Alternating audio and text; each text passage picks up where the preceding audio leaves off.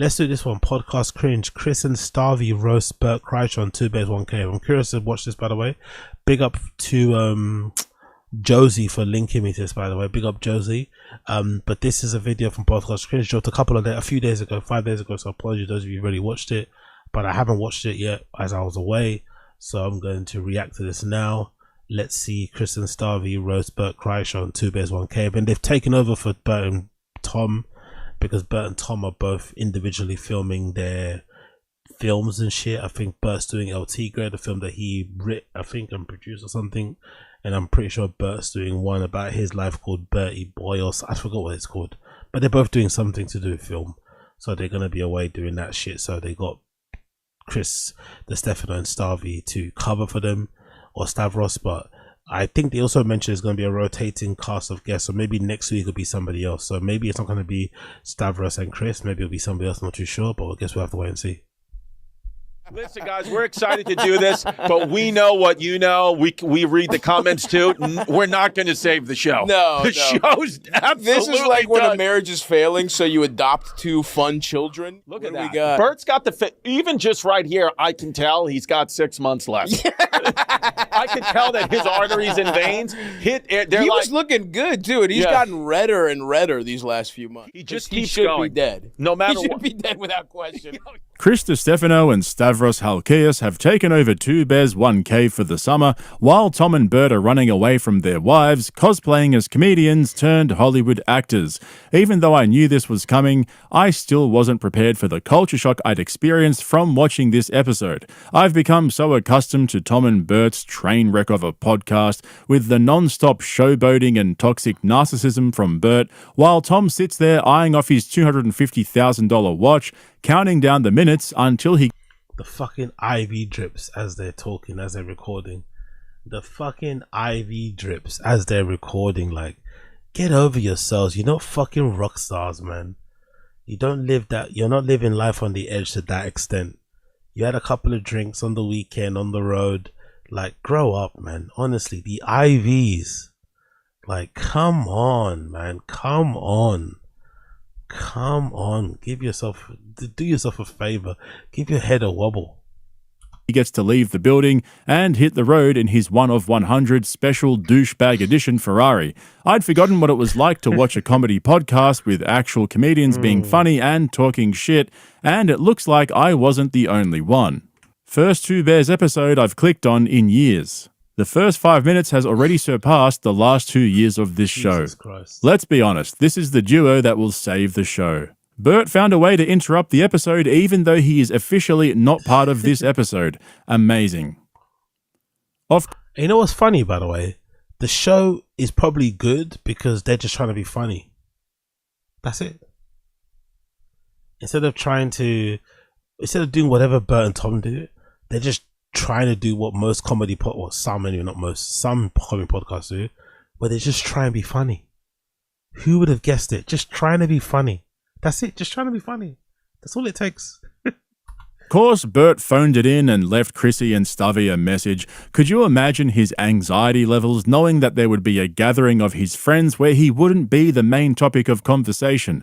The best part is, almost every instance of Bert hanging out with comedians involves him paying them somehow. Whether it's on his tour bus, buying them all drinks after the show at some random bar, where he farms fan engagement, or on his own podcast where they're covering for him over the summer, while he desperately inserts himself into yet another project to maintain relevance, since, by his own admission, he's basically run out of stand-up material after his daughters moved away to college. We've been following the slow-motion downfall of Flagrant ever since Andrew Schultz convinced himself that he had more to offer than recycled dick jokes. We're still witnessing Brendan Schaub milking every single drop from his scorpion brain. Joe Rogan is off slipping and sliding his way through one of the biggest... Is that true? Is that a real picture? What? What is that? Where's that from? Joe sliding. What, vacation? Where's that from? I didn't see that. Oh, there it is. The first link. What the fuck? Joe, hold on, let me see this. Hold on. Joe Rogan launched himself off an inflatable slide during a mega yacht vacation with wife Jessica Ditzel. Oh, is that her name, Jessica? Okay. Yeah, that's credit to Brian. Credit to Rogan, Brian, for that. By the way, keeping his life somewhat private in that respect. I didn't even know what his wife's name was. Big up him, man. Keeping that side of his life completely private. He doesn't really speak about his daughters. Like, he keeps that stuff completely private. I don't even know his daughters' names, to be fair. Fucking hell, that's good, man. Rogan and his rarely seen wife and kids are making most of their family vacation. Joe Rogan Experience podcast host 57 and wife Jessica 49 and 2 of their 3 daughters, Lola 16 and Rosie 4. Okay, I didn't know that's his wife daughters' names. I'm assuming the third daughter is the stepdaughter, right? That's the daughter that the woman had before their relationship, the mixed race girl. Were photographed having some fun abroad. The group got great use of their $50 million boat towering inflatable slide. They took turns jumping off, diving straight into the clear and Adriatic Sea off the coast of Kreischer's Brack Island. Nice, man. Nice. Can't be mad at that. Big up them. What's this? Rogan and his wife. Okay, big up the wife as well. She seems like the opposite of Brendan's wife. Brendan Schaub's wife is married to fucking Brendan Schaub, but she acts like a fucking Kardashian, right? So you got where is she? Let's see. She's somewhere here. There she is, right? No, there she is. You got Brendan Schaub's wife, right? Who's a fucking nobody, right? Brendan Schaub's wife is a fucking nobody. She's married to a Z-list celebrity, right? And she acts like she's a big deal, right? She's all up here taking these fucking silly photo shoots. She's a mum of 3, posting these clips on Instagram and shit, kind of insane. And she's obviously, you know, got her name on here, verified profile, public, all this sort of shit, right? Posting stuff on the stories, blah, blah, blah, blah, blah, blah. But Rogan's wife, who's an actual celebrity, you'd imagine, by default of being Rogan's fucking wife, she has no social media presence that I know of. You know? I find that quite fascinating, to be fair. Oh my, hold on, is that her kid using a gun? Isn't that the youngest one as well? So I guess this is Brendan's new personality, right? I guess we've gotten Brendan's new personality, Brendan's new hobby has been found and discovered. Which wasn't what I guessed. I did guess he was going to get into barbecue, be like a Traeger barbecue guy. But I guess now he's moved to Austin. We have this new interest budding. Guns. He's going to be talking about guns now more. He talks about trucks. So I guess this is a new hobby. But the kids playing with guns. Great. You know? Here she is posting stuff like she's some sort of celebrity. Going on a boat with the kids and shit. You know? All over social media, right? She's all over social media. Let's see those tits again. Go on, show the tits off again. She had to bend the camera down a little bit, you know? She had to make sure to show us that, didn't she? Yeah? She had to make sure to show us that. She could not not let us see those tits, and we had to see them. We had to see those tits. She had to make sure that fucking camera panned down ever so slightly. She had to make sure that camera panned down ever so slightly to see those fucking baps. Jesus Christ. So you've got her, right? You know, being social media hungry and shit, loving the attention, posting every fucking day on social, right? More posts again. There we go. More titty pics. What's the focus here? Her and her kid or the cleavage? What's the focus, you think? What do you think what do you think she wants us to focus on? What do you think she wants us to focus on? Her and her kid or the cleavage? What do you think is the most important thing for her right now? What do you think is the most important thing? So again, big up Rogan's wife for being 10 times more famous than she will ever be by default of being Rogan's wife, but not seemingly giving a fuck about social media. You know? It's actually pretty impressive and admirable. So this is the yacht they're on. I wonder if he owns it. Do you think he owns the yacht or is he chartering the yacht? What do you guys think? Do you think he owns this yacht or is this a yacht he's chartering for his vacation with his family? That's a massive slide on top of the yacht. I quite like that. I'm not gonna lie. That looks fucking fun.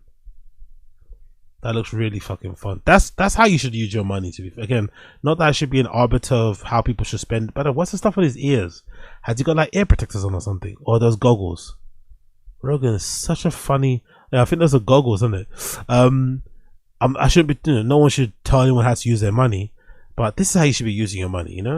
Ferraris and Lambos are fun, but being able to take your family away on a vacation like this and unwind and go on jet skis and live on a yacht for a bit and have meals prepared. Like, by the way, people in the stream chat, I'm not a big fan of fucking celebrity TV or reality TV.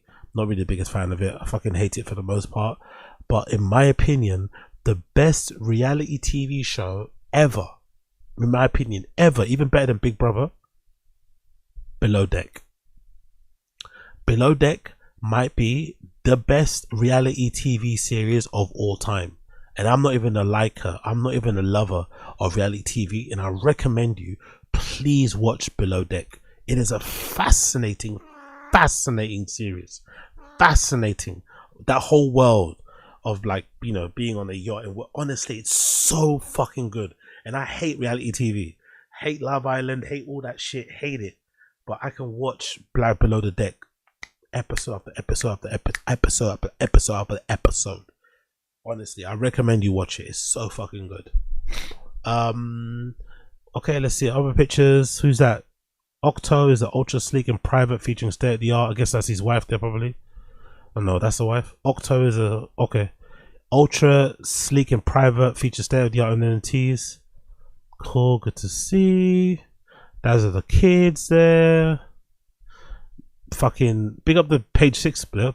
Not caring a fuck about blurring his kid's face. Oh, look at one of his daughters. That might be the teenager, and she's legitimately looks like she's the same height as Rogan or taller. Yeah, one of his daughters looks like she might be the same height as him or taller. That's fucking hilarious. There's little Rogan there. Wonder if you can see the cameras. Do you think you can see the cameras? Are they taking pics of him from the coast, from the land, or on a boat as well? I wonder. And that's them. That's them coming off the boat, right? That's Rogan's wife with a friend, I'm assuming, coming off the boat. But yeah, well done to Rogan, man. Oh, that's one of the daughters, I think, right? Yeah, that looks like Rogan there. That's one of the daughters, isn't it? Yeah, that's one of the daughters. That looks a little bit. She's got Rogan's face there. That's one of the daughters. But yeah, big up Rogan for basically striking lottery, innit? Having kids that don't care about social media and having a wife that doesn't care about being a social media star. Could you imagine the amount of offers she's gotten from Real Housewives franchise? Could you imagine the amount of offers this woman has got from the Real Housewives franchise? Could you imagine?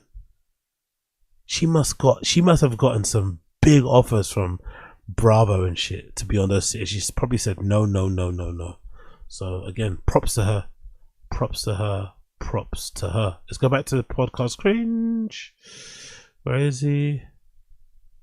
Oh yeah, where is he there?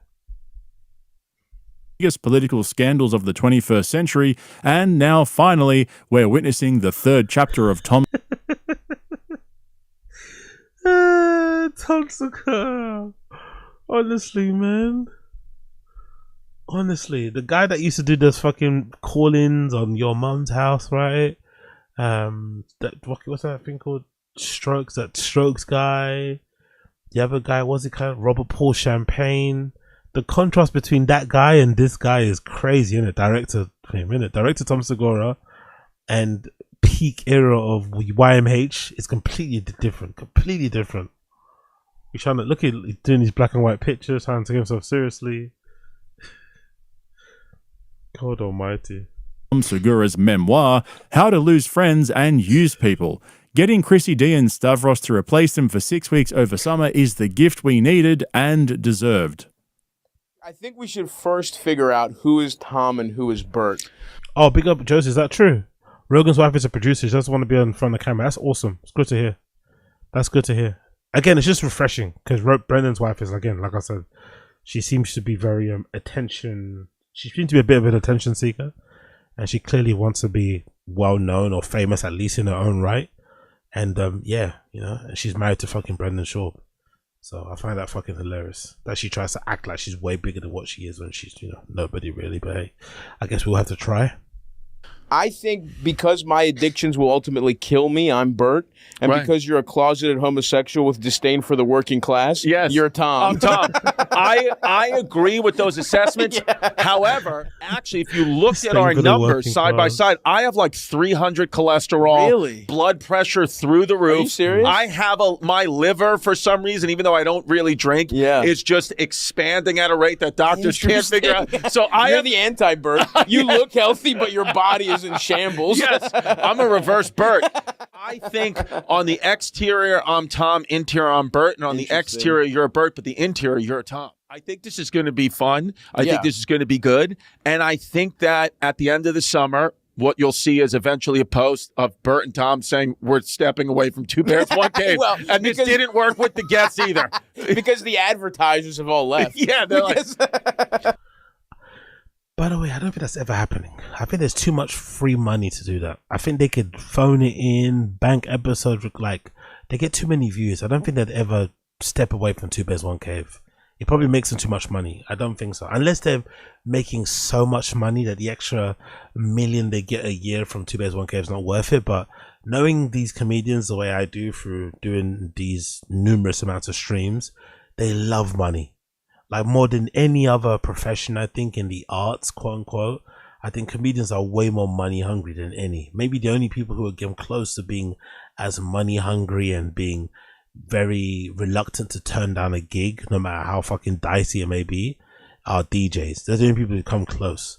Comedians are very, very keen on securing the bag. So I just don't see them willingly walking away from an easy podcast that they do. They go through the motions of that makes them a good amount of money. I just can't see it. You're like Stavvy and DiStefano. What the hell? That description of Tom Segura as a closeted homosexual with a disdain for the working class should be the tagline for his memoir. That's some crazy work right there from Stavvy. I love how all of Tom and Bert's buddies know why everybody hates them, and the best part is they don't even try and hide it. They know there's a currency in shitting on them, like we saw in the intro where Chrissy said they've read all the comments and know that there's no saving Two Bears One. Yeah, because most comedians, I think, like most people, normal people, I think even Bert probably admitted it. Again, one of the good things about Bert, he likes to admit these type of things. But one of the best things about things, I think, most likely these comedians get a lot of pleasure out of like shitting on other people or looking at other people get shit on. So they're probably well aware of some of the negative comments that go around videos about their colleagues and other people. But when it comes to themselves, they probably stay away from it. But they're very attuned, very knowledgeable of what's going on with, people that they do comedy with, their fellow peers. They read the comments like everyone else does. They're in the Reddit like everyone else is. Like, why wouldn't you be? There's a whole fucking industry, subculture of people commenting on stand-up comedy podcasts. Like, these guys, yes, they're well known, but they're not that famous. There are people that obsess about these guys, like, maybe to me to a certain extent. And talk about this sort of shit on podcasts, on fucking live streams and YouTube comments, Instagram. We're all over. Why wouldn't you check it out? It doesn't make any sense. You wouldn't be curious to hear what people are saying. So I think they all are aware. It's just very disingenuous. So they try and act like they don't understand. People don't like them. I think Bert's a good example of it. Tom as well sometimes. It's like they're so befuddled about why they rub people up the wrong way. It's like, come on, brother. You know exactly why. Maybe you're unwilling to recognize it or to accept it, but you know why people don't like it. One Cave. It's basically become an open secret now that Tom and Bert's audience is made up mostly of hate watchers, with a few actual fans sprinkled in that still think Tom's joking when he shits on poor people and has a full-on public meltdown at the slightest inconvenience. I'm one of those people, unfortunately. I'm one of those redacts that thought that the whole hating on the working class thing was a bit until the airport thing. That's when I was like, this actually sounds like he's actually angry. This actually sounds real. This actually sounds like it's got a bit of malice, a little bit of meanness, a little bit of hate infused. This doesn't sound like jolly giggles and jokes and shit. This sounds like he actually hates regular working class people, regular civilians, clocking in, clocking out. He definitely hates them. I thought it was a bit for a long time, but that airport thing definitely changed it for me. Witnessing their downfall has become a global sport. By the end of this decade, these guys will all be recurring characters in the Austin Hunger Games, with Shane Gillis as the host. By the way, speaking of the big man, if you want to see my breakdown and commentary of Shane Gillis hosting the ESPYs, check out the link in the description to my Patreon. Shout out to all of you who already support me over there. But that's a show that would make some serious numbers. Imagine Tom, Bert, Schultz, Ari, Rogan, and Tony Hinchcliffe competing for their own survival against each other. Tom would sacrifice Bert to save himself, Rogan would jump on Ari's shoulders for better visibility, and Tony Hinchcliffe would offer his ass up to the winner.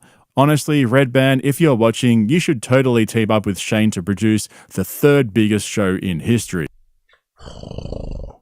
Talk about Red Band. Did you guys see that picture of him? Did you guys see that? Where did I see that picture? Where did I see that picture of him from? Was it Kill Tony Reddit? Let's see if I can find it. Kill Tony Reddit. Oh my god, bro! There's a picture of him taking a selfie in the mirror with a suit on. Fucking hell! Yeah, there we go. This is the one. Jesus Christ! You seen this? Look at those fucking fingers. Look at those fucking sausage feet. Look at those fingers. Look at that suit. Look at that face. Like the ill-fitting suit, the wrinkly. You can see. Look at the wrinkly undershirt. You can tell that undershirt, that shirt is wrinkly. No, it's not. Sorry, it's the lining of the suit. Actually, it's not even the shirt. It's a lining. He's not wearing a shirt underneath it. It's just a t-shirt. To be fair, any guy that wears like a suit without a button-up shirt and just a t-shirt, they usually, you know what I mean? They usually be on a 3-day bender. But look at the way he's holding his phone, even like just fucking hell. Look at him. But on the same token, I would also imagine, right? As rough as he looks, as much as he kind of looks like he smells like of cigarettes and booze and shit, there's a part of me that feels like he'd be a good hang. He'd be super fun to hang out with. Of all the of all people connected to the, to the fucking Jerry, Bappaverse, Rogan verse type of world, I feel like he would be somebody that you would actually love to like bump into at a bar and have a fucking beer with, He has some cool stories to tell. Like, he'd be really fun to hang out with. I've got a feeling, despite all his, visual hygienic shortcomings. But God, he looks like a mess, isn't it? He looks like he sleeps in his car. You wouldn't think this guy is like one of the creators or responsible basically for the JRE. Part of a very popular podcast now, or comedy series that Kill Tony. He's probably making good money, you'd think, right? He just looks like this. It's a very interesting aesthetic, like willingly looking like this when you've got the money to not look like this, right? You can take care of yourself. You can maybe shave. You can maybe buy a suit that fits you and isn't ill fit, just like, you probably got money to buy a tailored suit. Maybe get on Ozempic and shit, lose some flab just for the sake of it, fuck it. And he just looks, looks the way he does. Interesting fellow. Anyway, what the fuck was I saying? Oh yeah, so like I said earlier, there was no way Bert was going to pass up on an opportunity to insert himself into a conversation that nobody invited him to. Not only has he mastered the art of not being able to read a room, but he's just taken it to a whole new level by not being able to read a room in a different state. That should seriously be a crime. Crossing state lines to commit cringe. Supposedly, Benson Spoon said that Bert had a video for us. Oh, look at that. Bert's got the even just right here, I can tell he's got 6 months left. I can tell that his arteries and veins was looking good too, and he's gotten redder and redder these last few months. It's insane the adversity he puts his body through, and how much it perseveres. Yes, he is a medical marvel for real. He just keeps going. Be dead, no matter what. He should be dead without question. Way, and like, dude, I did. On the subject of Bert being dead or should be dead, I've always said, and I'm gonna maintain, and I'll down that hill, that I think Bert will end up outliving all of his comedy peers. I think he's one. That's how unfair life is. That's how weird life is. I think Bert is that classic story of the person that in your family who smoked 20 packs of cigarettes a day, didn't die of cancer, and lived until their old age, like, maybe died in, 90 plus years old.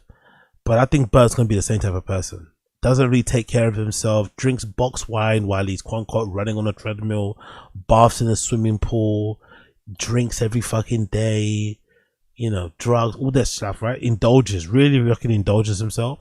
I think he's going to be that type of person who's going to probably end up outliving Rogan.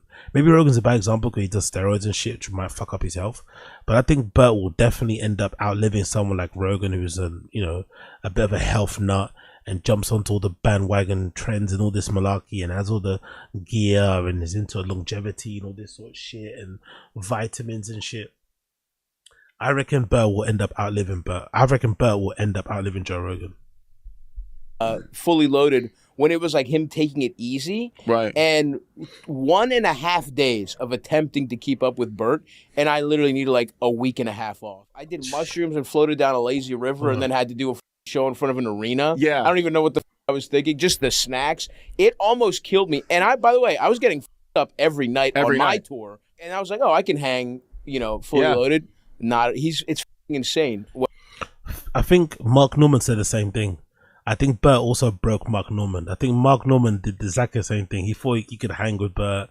He's a bit of a known boozer, and he's got a whole podcast around drinking shit. He's got a whiskey brand with Sam Morril. He's a bit of a party boy. I think even Mark Norman had to admit that Bert's another level. Bert's another level. So I think he's that friend that, who you have that friend in your group where you go out drinking and they scare you. I think I used to be that friend, to be fair. A lot of people wouldn't want to come out of me the following weekend and shit, or would try and avoid me, or would try and make me feel bad for doing what I was doing because it kind of broke them the previous nights. But I think Bert's definitely that friend where you go out with him and then you quickly realize, oh shit, this guy's into this stuff way more than I am, So yeah, he's definitely that kind of guy. What he's capable of. But let's see. He's got Neanderthal genes. All right, let's see. Oh, Billy, is that true? Big up Jack Donny Jr. Bert killed Mark in Europe so much so that I think he missed a flight or bus. Yeah, I remember that story. I don't remember that part of it, but the general gist of it I do remember. He definitely broke Mark Norman. He opened Mark Norman's eyes. He definitely was exposed to what a real party boy is like. So the first thing Stavvy says when he sees Bert's face on a screen is, Bert's got 6 months left, he should be dead. Yet somehow Bert's sitting back in his trailer, drinking straight from a bottle of Porosos after a hard day of shooting a scene that'll probably get dropped in the edit anyway, texting his podcast producer saying, "It's perfect. They love me." I mean, fuck. When Stavvy said he needed a week and a half to recover from being on the road with Bert, that you're dealing with some seriously life-threatening habits here. The best part is it's probably all tax deductible. That's right, we're all indirectly subsidizing Bert's premature death. If that's not the most perfect irony you've ever heard, I don't know what is. What could possibly be a better use of taxpayer money? And how did they not realize that giving guys like Chrissy and Stavvy a video demanding they cover certain topics would backfire? Did he really think they were just going to let it play and follow his directions? They literally spent several minutes roasting him before the producer even pressed play on the video. And then once it started, they barely got a few seconds in before Stavvy told them to pause it so he could roast Bert some more. Hey guys, it's Bert. I would love for you guys to talk about Indian people today. Okay. I've run into a bunch of Indian people on my trip. Pause this for a second. He's ironically outsourcing Indian racism to us. He's like, why don't you guys try and say something that'll get your careers ruined on our podcast? When a guy like Bert says it, I don't know if he's talking about Native Americans or people from India. All right, let's keep going. Yeah. By the way, not doing that. 100% not just giving my thoughts on a race, carte blanche. But anyway, let's keep moving. What else we got, Josh? Indian people always rock. Indian women are the hottest women in the world, in my opinion. Okay. Indian men are always helpful. I've never had a group of Indian kids pull a prank on me. Pause this again. Now he's kind of reverse psychology, trying to get us to be racist. You know what I mean? Leanne is off camera, telling him what to say to back it up, back it in. I mean, look at this. And when they see me, it's just smile. So any stories about Indian people, or any stats about Indian people, any interesting knowledge about Indian people, then... do you think there's just like regular guys? Do you think there's regular guys in their 50s just talking into a camera like this? Like, this must be a very unique thing that Bert is into, that he enjoys. Most men don't really get kind of sick of their own voice, get sick of being in front of the camera, get sick of like posturing and being attention seeking and stuff, right? It's a little bit weird, uncouth. Do you think? But maybe I'm also thinking, maybe I'm wrong. Maybe, you know, on Facebook and shit, there's a bunch of older dudes just like doing what Bert's doing, just pontificating and mumbling and ranting and whatever into a cam, you know, just talking to themselves. Maybe that's the thing. But I just find it odd how he enjoys doing this so much, like generally, you know, pacing around his room, you know, what you call it, I guess trying to mine for bits while he just talks about some nonsense and reactions, of course. Weird. If you don't want to do that one, how about this? I would love for you guys to break down America's greatest holiday and then take it head to head with what you believe is the world's greatest holiday, whether it be Carnival in Brazil or the day they throw tomatoes or running of the bulls, all that shit. I hope you guys have. Oh, also, can you guys talk about Rolexes and luxury cars? Yeah. What luxury car you want to buy, what Rolex you want to buy, that's Tom's talking points. I hope you guys have a great episode. I love you guys to death. Thank you so much for doing this. Look at that. I love how they kind of know what their fans hate about the show, but they don't care about making the show fun for their fans, so they just keep on doing the thing that they know their fans hate, you know, talking about expensive watches, talking about expensive cars and shit. I don't think it has to do with the fact that they're expensive, just because it's boring, innit? I bet you it has nothing. I bet you it has absolutely nothing to do with them liking expensive things, and more to do with just their fans not finding it funny or entertaining the way they do it or speak about it. I'm sure that's probably the reason why, but they don't give a fuck. They just do it, you know. Fans be damned. Fans be damned. Yeah. Pause, by the way. Yeah. That's him realizing what a mistake he's made giving us this podcast. Yeah. Vote Zoran. Yeah. Oh my God, yeah. That's why he was bringing up Indian people. Yeah.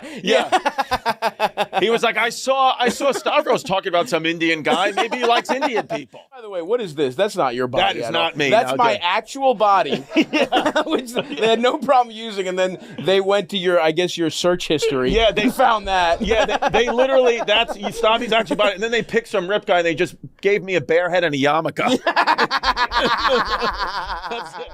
Finally, someone called out Bert's obsession with race. He's that guy who will stop and chat to some random ethnic-looking person at the supermarket just to ask them where they're from and then proceed to tell them all about a trip he went on to that country and how amazing the food was. Don't forget, this is the guy...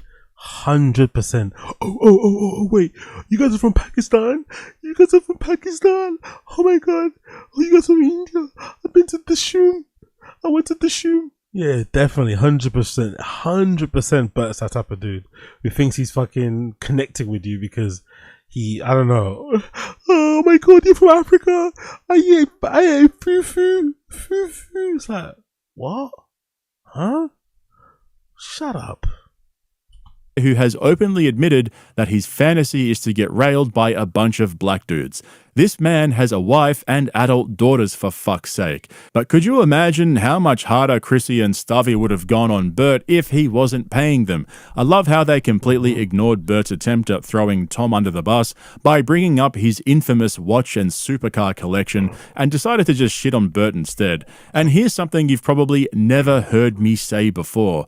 As the podcast went on, things only got better. They would have recorded this 2 or 3 weeks ago when the whole Epstein files saga was at its peak. You know, when DJT told everyone to shut the fuck up and enjoy the fireworks. And so when it came up, they straight away turned it on Tom and Bert, speculating how they would feel about the Epstein list controversy.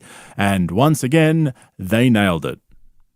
Dude, the guy Dan Bongino from the head of the deputy director of the FBI, he's another Ridgewood, Queens guy. We went to the same high school.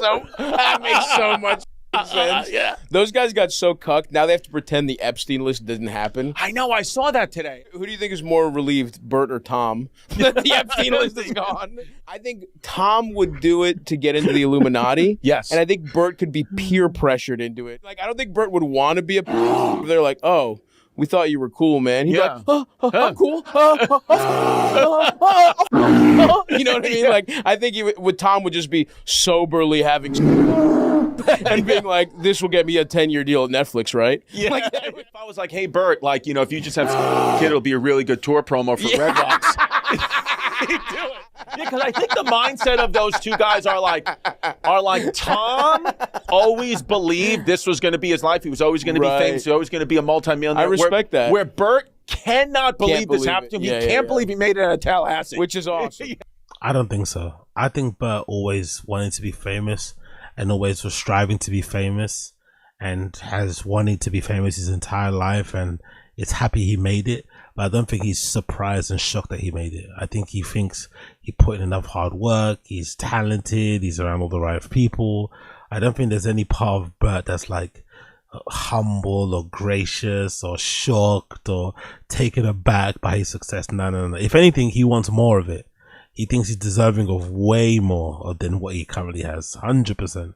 I don't think there's a I don't think there's a single part of Bert that's like, oh my god, this is no, not surprising. He wants all of this and more for sure. Who are we kidding here? We all know that every single one of these guys would be at the front of the line ready to go if they were ever invited. I mean, fuck. Bobby Lee kept telling the Tijuana story to anyone who would listen for years until people finally started asking questions, so he had to make that cringe-ass public apology and convince everyone it was all made up. Tim Dillon has basically admitted that he'd be down for some Epstein action, and Joe Rogan recently said on his own podcast that it's a genius way to blackmail people. It reminds me of that old Norm Macdonald, Bill Cosby joke. Let's just say, the worst part isn't the hypocrisy. I've said this before, I think it's only a matter of time before allegations start coming out of the Austin comedy scene. I don't know who exactly or what the allegations will be, but there is no way that all those big ego comedy assassins are keeping it professional around all those vulnerable open micers. I don't know. I think if you have to, this is an observation. Take my observation with a grain of salt, ignore me. Maybe we're looking at this as too wrong. Maybe we're looking at this too deeply. I think Andrew Callahan, right, the guy from Channel 5, I think his recent run-in with Joe, that story that was shared wide and far, about him being in the comedy mothership green room and Joe Rogan noticing who he was or asking what he did, journalists, and immediately chucking him out, I think speaks to the paranoia and caution that they deal with the green room and of outsiders being around them. I think when the great cancelling happened in LA, right, when Amy Kaufman, big up Amy Kaufman, when she fucking exposed Chris D'Elia, Brian Callen and everybody else and scared all these guys to run away to Austin in the first place, I think it woke them up.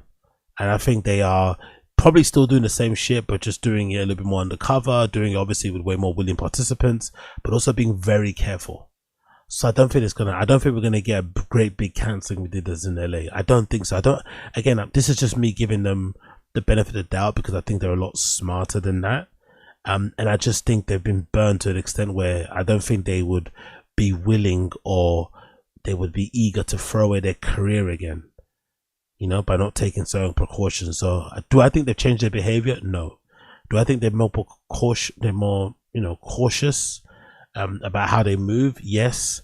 And they definitely run a tighter ship.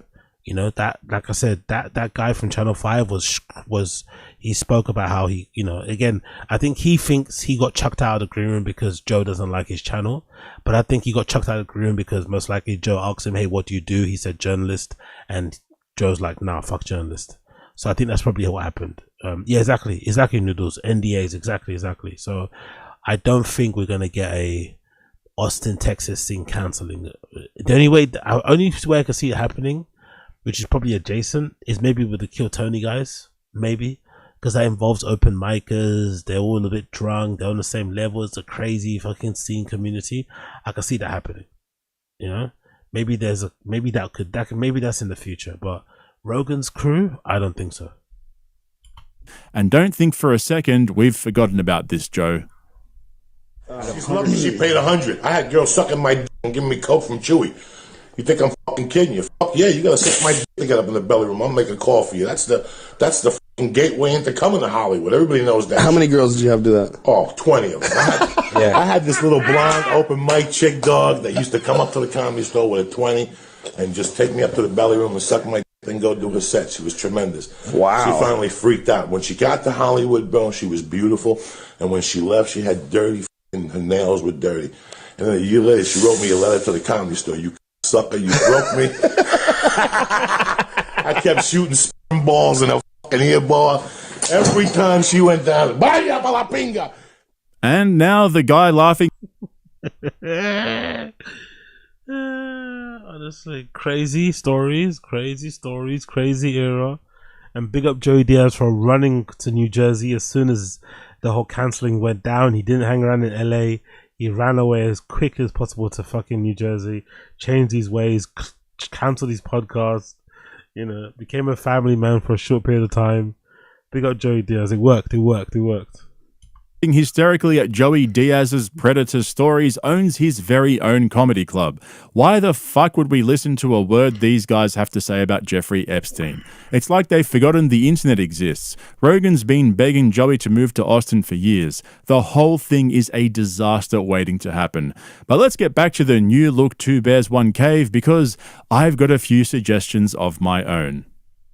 Honestly, if you have you want us to talk about, if you have topics you want to do, if you have is there stuff you want us to, should we look into, should we do a segment every episode where it's like, how would we improve Two Bears, One Cave? You know what I mean? Like, is there stuff you want us to do? Is there things that Bert and Tom have done that you want us to comment on? Do you hate this even more than the regular show? That's probably what's going to happen. Yeah. Okay, this is already, Two Bears, One Cave views are always going down, and then you bring in Chris and Stavvy and they talk about berberine for an hour?